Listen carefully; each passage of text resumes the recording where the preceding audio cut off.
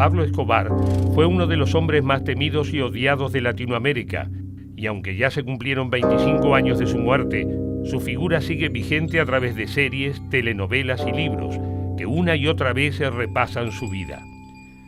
Hay muchas leyendas, pero nadie sabe tanto del narcotraficante más famoso del mundo como su propia familia.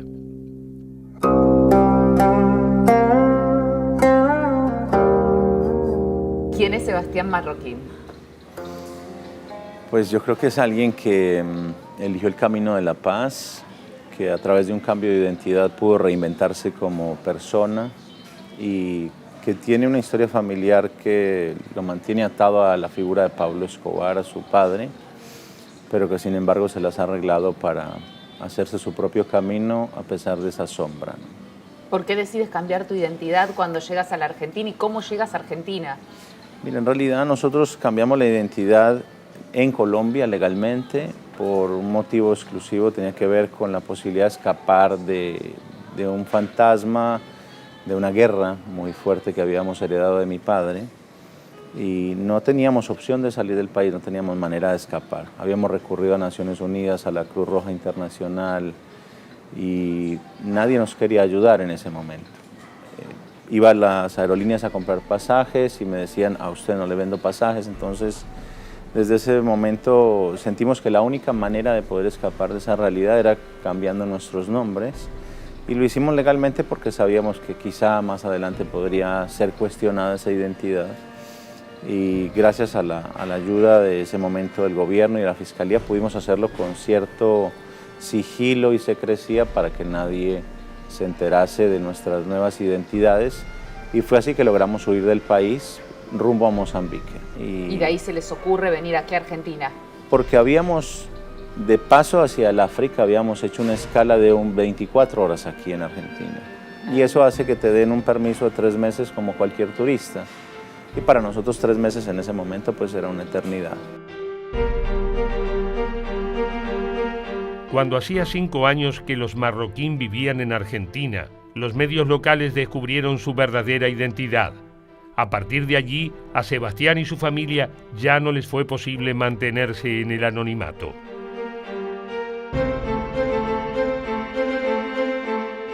¿Y ahora cómo está la situación de ustedes aquí en la Argentina? Ahora está igual, el parentesco, el apellido sigue siendo útil para perseguirnos, para acusarnos de delitos de terceros, entonces pues es como la historia de nuestra vida.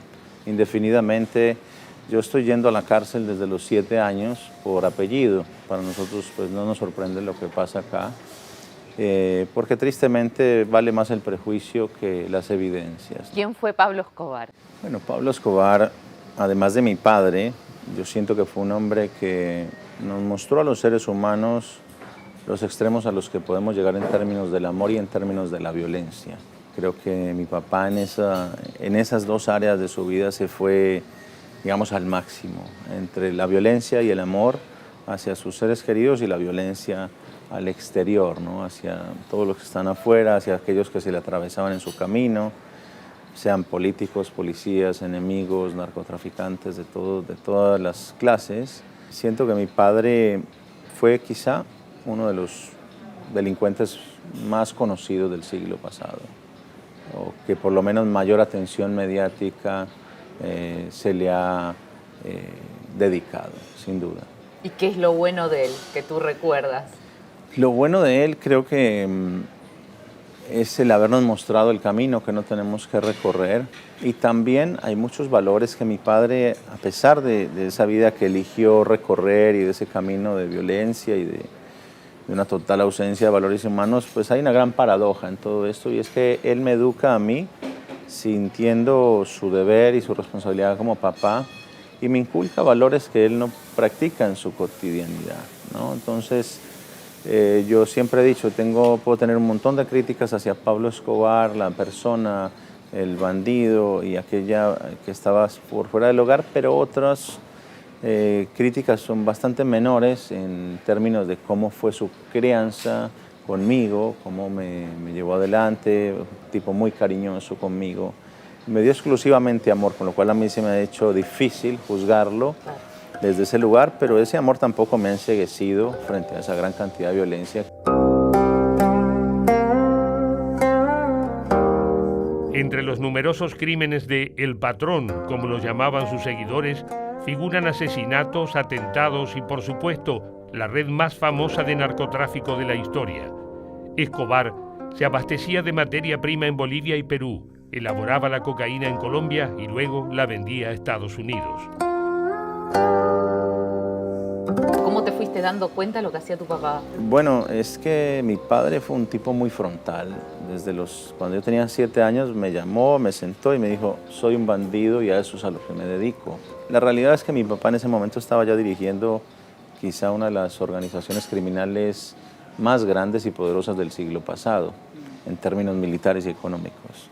Entonces, sin duda que ver a un hombre que te da exclusivamente amor, que te trata con cariño, que te da buenos consejos, lo ves tratando bien a tu mamá, a sus familiares y amigos, y además es un tipo que lo acompañas a una población pobre y es vitoreado por aquellos que lo reciben. Porque ayudaba mucho a su Porque manera. ayudaba mucho a los pobres. Sí. Obviamente aquellos que dicen, no, Pablo Escobar no ayudaba, porque Pablo Escobar si ayudaba era con plata manchada de sangre, y tienen toda la razón.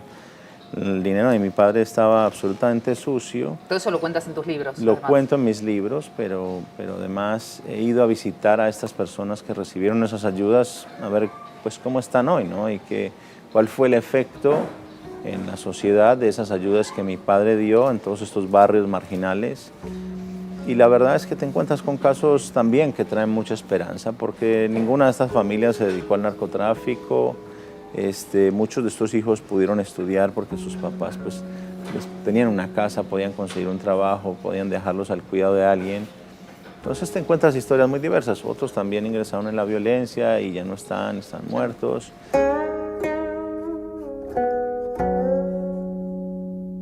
Entre las muchas excentricidades de Pablo Escobar, una de las más recordadas es la Hacienda Nápoles, una lujosa propiedad que hizo construir a 150 kilómetros de Medellín.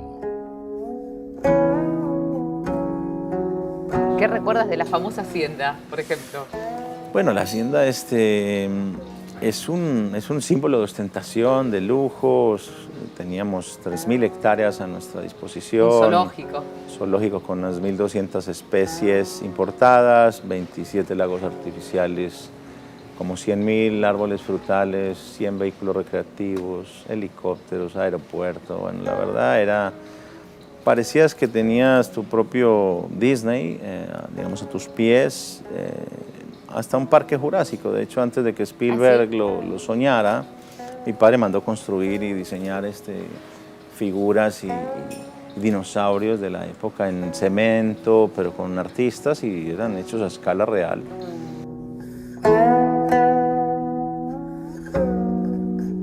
Los enemigos de Pablo Escobar eran múltiples y predecibles, pero hubo una traición que sorprendió a la familia. ¿Qué pasó con tu abuela?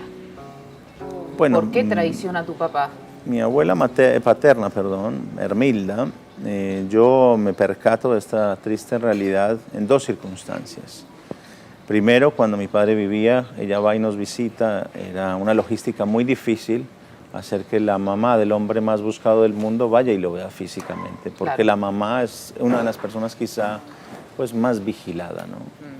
Entonces, ver que ella llega donde él y no se quiere quedar, no quiere pasar ni una noche con él, el que había hecho que le limpiaran pues, la habitación, que le tendieran su cama, ¿no? Con mucho amor por su mamá, y ver que ella se quería ir rápido de ahí cuando nunca antes era esa su actitud.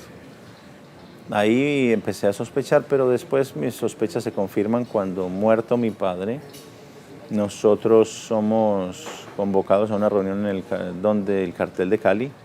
Allí se me aseguró que me iban a matar. Yo termino tomando la decisión de ir porque la verdad seguir huyendo no tenía ningún sentido ni propósito. ¿Y ellos se quedan con todo el dinero de ustedes? Y esas reuniones para decir nos vamos a quedar con todo el dinero, pero con el aditamento de que allí me encuentro a mi propia abuela. Y en vez de estar sentada, digamos, de este lado... ¿En persona la encuentras En persona la encuentro y en persona le dice a los jefes del cartel de Cali, yo me quiero quedar con todas las propiedades de ellos, ¿no? O sea, ella era un miembro más de los carteles enemigos que de la familia y que era la propia mamá. ¿La propia mamá? Es algo que nunca entenderé porque hoy que soy padre, tengo un hijo, no vendería a mi hijo por ningún dinero del mundo y por ningún miedo. No hay miedo tan grande que me obligaría a venderlo, jamás. ¿Qué me puedes contar acerca de tu hijo cuando te pregunta quién es mi abuelo? Pues mira, yo desde muy temprano quise que mi hijo se relacione con la figura de su abuelo desde un lugar del amor, porque yo creo que hablaría muy mal de mí como papá si le enseño a mi hijo a odiar, y más a una figura como la de su abuelo, que si él viviese, estoy seguro que mi padre le daría exclusivamente amor a este niño y le daría buenos consejos igual que me los dio a mí. ¿Cómo fueron sus últimos momentos? La última llamada contigo. Fueron los peores. Yo en el libro... Porque tú en el libro dices que para ti es suicidio. Exactamente, mira, Pablo Escobar, mi papá, siempre me enseñó una cosa, era su regla de oro. Me dice, nunca utilices el teléfono porque el teléfono es la muerte. Son palabras textuales. Y yo le decía, ¿por qué no? Y me dice, porque a todas las personas que quise matar, palabras literales de mi papá, las agarré por el teléfono. Entonces, nunca ni tengas un teléfono en tu casa ni cerca tuyo, que si lo tienes, estás muerto.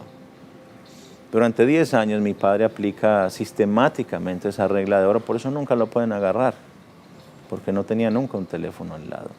Por eso fue exitoso en su huida y ni los norteamericanos, ni toda su fuerza de inteligencia, ni sus enemigos de los carteles, nunca lo pudieron ubicar porque no tenía ese teléfono. Hasta los últimos días hasta que el 2 de usar. diciembre de 1993, que de nunca usar en 10 años un teléfono, ese día llama 10 veces a su familia a un hotel que era propiedad de la Caja de Retiro de las Fuerzas Militares de Colombia. O sea, más intervenido ese teléfono no podía haber estado. ¿Y qué te decía? Y él llamaba para saber cómo estábamos, pero yo entendí que él se estaba queriendo dejar encontrar y estaba tirando la toalla en ese momento.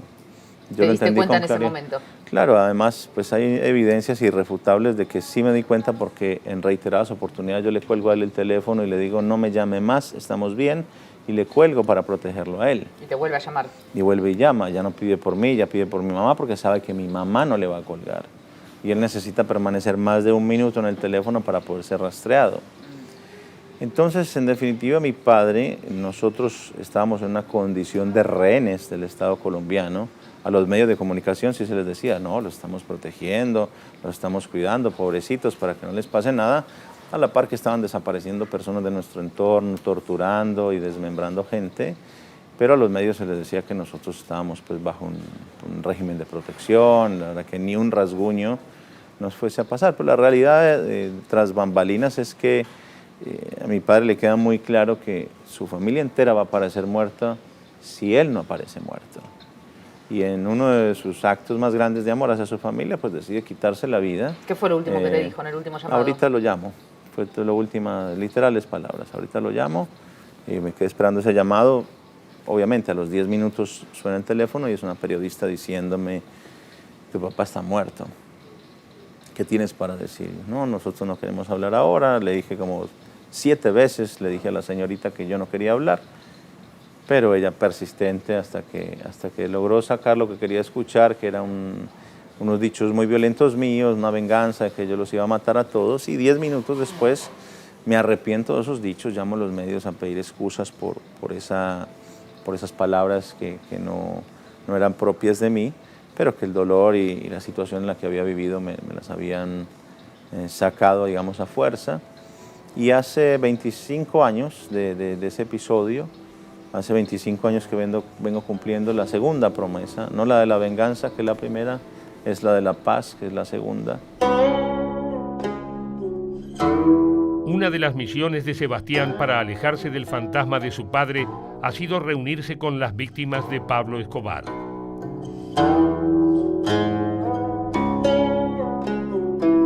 Y te has encontrado, Sebastián, también con muchas víctimas de tu papá. Mira, has vuelto a Colombia a encontrarte con la familia de Galán y de Lara Bonilla, del ex candidato presidencial asesinado por tu padre. Exacto, y el primero fue el ministro de Justicia, Rodrigo Lara Bonilla, asesinado también en el año 84.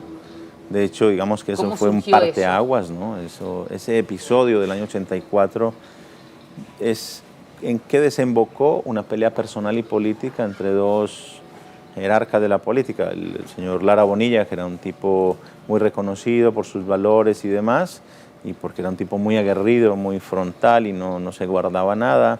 Era incorruptible porque mi padre intenta comprarlo también y seducirlo, después lo amenaza y demás.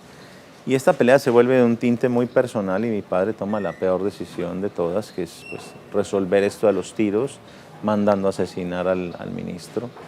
Y años después, ¿qué sería? Aproximadamente casi unos 20 años después es que yo me reúno con las familias, con sus hijos. ¿Les escribes tú? Les escribo para pedirles perdón porque yo sentía que el silencio nos estaba matando lentamente, que esto de quedarse callado y de hacer como que no te importa te termina enfermando. Y sentía la necesidad personal y moral de acercarme a ellos con mucho respeto. Y mis amigos, mis allegados me decían, estás loco, te van a tirar la puerta en la cara, te van a sacar a patadas. Yo decía, pero si no lo intento, no voy a saber qué va a pasar. Entonces lo intenté y gracias al contexto pues, cultural y el marco que nos dio ese documental, se dio un proceso de paz y de reconciliación sin precedentes en la historia de nuestro país. Hay algo que es increíble, que es impensable y una cosa es el perdón, que nada tiene que ver con el olvido, otra es la reconciliación y la paz que es tan necesaria, pero otra es poder superar todas esas instancias y convertirte en amigo de quien fue víctima de tu padre, ¿no? Y salir a tomar algo en Madrid, tranquilos, con el hijo del ministro Rodrigo Lara y abrazarnos de buena energía y decir qué estarán pensando nuestros padres ahora, ¿no? Que nos ven y que si hubiésemos seguido con sus teorías y con su manera de ver la vida, pues tendríamos que estarnos matando, ¿no? ¿Heredaste muchos enemigos de tu papá? Son gratuitos, ¿no? ¿Gratuitos? Porque con nadie tuve un problema de índole personal y sin embargo, pues arrastras esas responsabilidades de tu papá. Yo creo que hoy ha cambiado mucho Colombia en varios sentidos, ¿no? Aquellos enemigos que heredamos, en definitiva, terminaron matándose entre ellos, delatándose entre ellos, muchos de ellos ya no están más, otros están en la cárcel. Y te diría, ojalá que no esté equivocado, ¿no? Que muchos de ellos, aun cuando estén vivos, no me ven como una amenaza, porque me he conocido durante muchos años, me han vigilado, saben lo que hago, lo que no hago. Elegí un camino muy diferente, de hecho un camino absolutamente contrario al que todo el mundo pensaba. Todo el mundo me decía, pero usted no es el camino marcado, sos el heredero de un imperio, sos el heredero de un imperio, sos el heredero de un imperio criminal además, no de cualquier imperio. Y yo quise renunciar a todo eso porque veía que mi padre no llegó a ninguna parte tampoco. Si bien la gran paradoja es que muchos empresarios hoy en el mundo ven a mi padre como un caso de éxito y lo estudian como si... Y para mí, no sé si Pablo Escobar puede ser considerado exitoso. Por más que te haya ganado 70 millones de dólares en un fin de semana vendiendo drogas en Miami. La verdad es que no es el dinero ni cuánto te ganes, sino cuánto lo puedes disfrutar verdaderamente en el tiempo. Ese es para mí el éxito que es auténtico. Pero ¿Qué pasa con esa mujer que vive en Miami, que se la pasa hablando de que fue una enamorada de tu papá?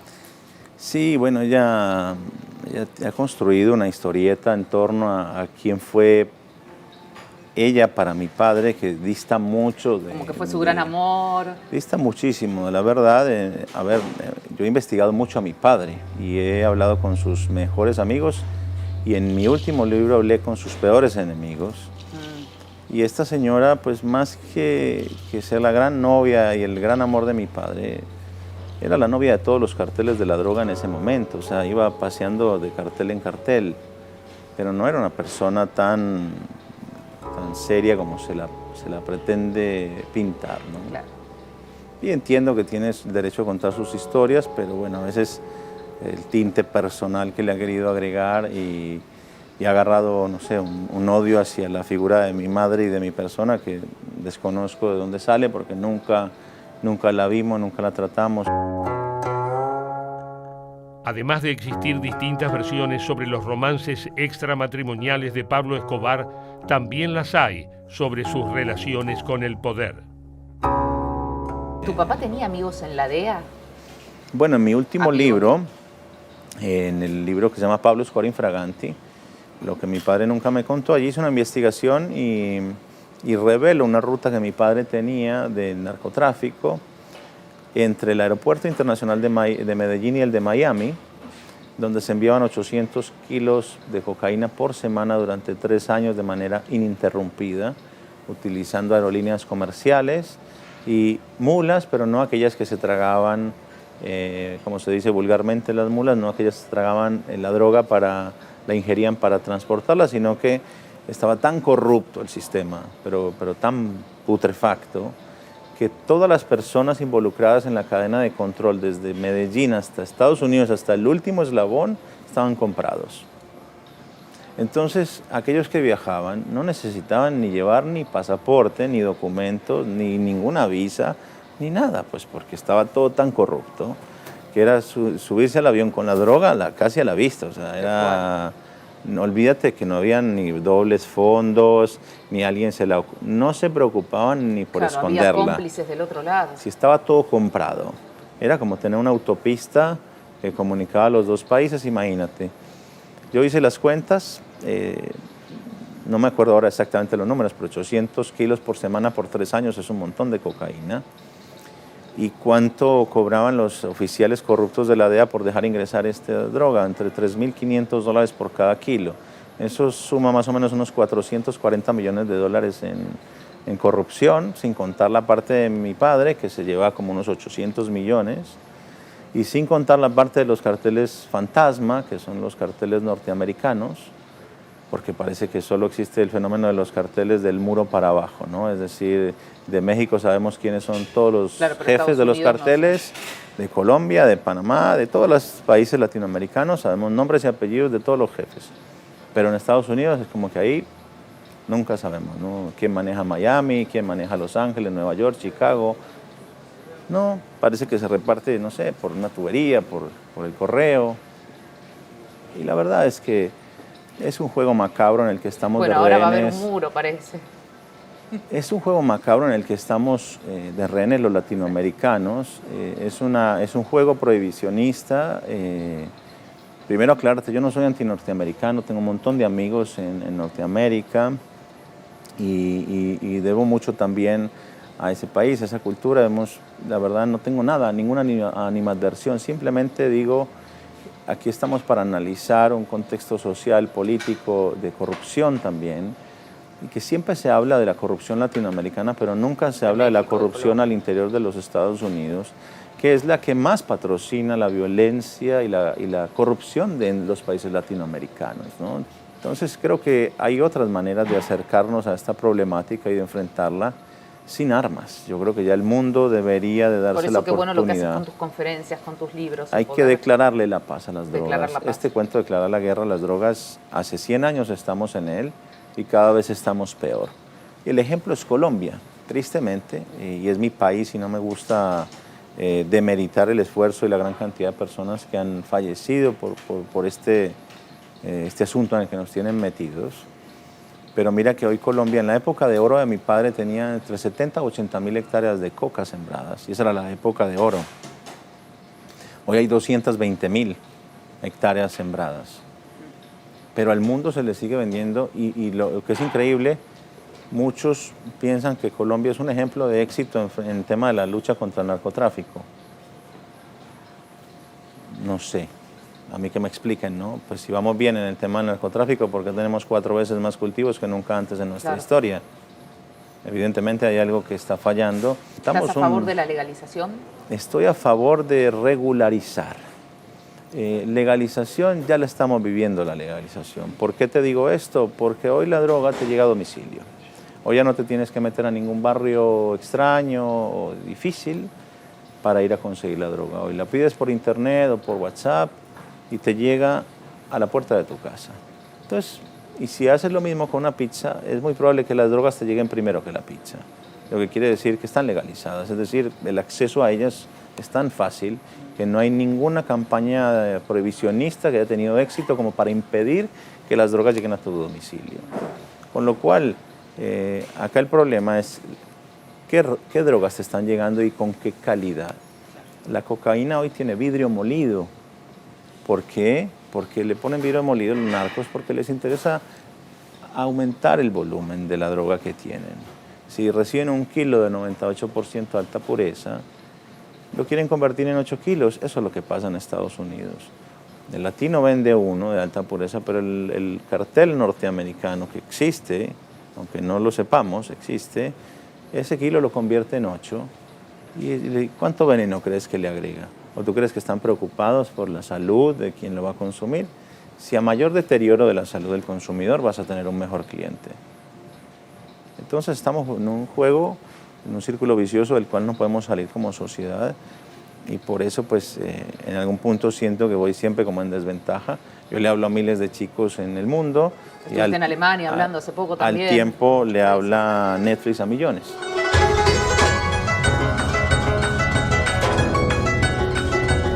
Hoy en día, en Internet, hay 220 millones de búsquedas al mes sobre la palabra Pablo Escobar.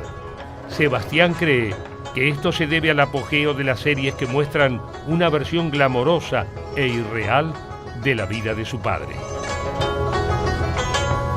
Ya es una exageración de estas historias, una glorificación de la actividad criminal, y ya ahí sí se pasaron de la raya porque han puesto a personajes como mi padre en un lugar en la historia que no les corresponde, y han generado una fanaticada bestial de chicos, adolescentes, que a lo largo de ver todas estas series pues quedan con una contaminación tal que yo que puedo filtrar de alguna manera y recibir esos mensajes de todas partes del mundo. Yo recibo en promedio unos 2.500 mensajes por día. No, y sos además un conferencista súper exitoso. Y, y sé que muchas de las conferencias las das gratuitamente, en lugares muy vulnerables. Bueno, vengo de México, de las 3 ciudades más peligrosas del mundo. De allí vengo de dar conferencias a los adolescentes, un poco para traerles esa dosis de realidad frente a la fantasía que están vendiéndoles en las series, porque estos chicos, y hay un porcentaje altísimo y muy preocupante, están deseando ser narcos, y ese es su sueño ahora. O sea, ya el sueño de ser un deportista lo que están viendo en la serie. Olímpico, un abogado, un buen médico, una persona, un profesional, está desapareciendo del mapa de los niños, y están queriendo pensar de que ser narcotraficantes y sicarios. ¿Y qué consejo le puedes dar a los niños y a los adolescentes que nos están viendo ahora? Pues mira, mi invitación a que sean autocríticos, a que no se crean todo aquello que ven en la televisión, a que porque mostraron a Pablo Escobar quemando 2 millones de dólares, nunca pasó algo así. El guionista de Hollywood se le olvidó que Colombia está lleno de madera. Podemos tener madera en la chimenea, ¿por qué vamos a usar dólares? Es porque se ve más bonito en la televisión, porque le otorgas más poder a ese personaje, porque lo estás glorificando con actitudes como esa de yo tengo tanto dinero que puedo quemarlo en la chimenea para calentar a mi hija, pero si tengo un bosque afuera, ¿por qué voy a quemar el dinero? Entonces, el problema con estos chicos es que se creen literal lo que ven en la pantalla, y en ese sentido la plataforma que promueve estas series, que todos sabemos el nombre, pues en realidad para la hora de venderla, dice que está vendiendo la verdadera historia. Pero a la hora de presentarla dice que cualquier parecido con la realidad es pura coincidencia, ¿no? Hasta ahora 150.000 chicos en México me han escuchado. Hace un trabajo de 4 años para que toda esta cantidad de chicos me puedan escuchar. Y yo estoy seguro que en 1 minuto de streaming, ¿cuántos jóvenes mexicanos no quedan contagiados con, yo quiero ser narco? Porque los mensajes que a mí me llegan son esos, es decir, vi la serie y ahora quiero ser como tu papá. Te escriben eso. Esas 2 frases, vi la serie y acto seguido viene diciendo, quiero ser narco, ayúdame a ser narco, ¿cómo le hago? ¿No? Como si yo vendiese, no sé, entradas a ese mundo. Y yo justamente les digo, hombre, yo tuve más oportunidad que cualquiera de ustedes de seguir por ese camino. Y fui el primero en decir, de ninguna manera, porque vi la historia, o sea, tengo que ser muy tonto para pensar que a mí no me va a pasar. Y la verdad, y sobre todo, ¿sabes cuántos capos después de mi padre conocí diciendo a mí no me va a pasar? O sea, ya perdí la cuenta. Casi me matan hasta por decirles a ellos no se metan, eso es una maldición. casi me matan por decir eso, ¿no? Gracias, Sebastián. Un placer. Muchas gracias por esta entrevista. Gracias Por tu a ti. mensaje positivo e inspirador para tantos niños y personas que nos están mirando. Pues sí, esperemos que los chicos de verdad tomen conciencia de estas historias, que no hay que negarlas, no hay que taparlas, pero hay que aprender de ellas con responsabilidad.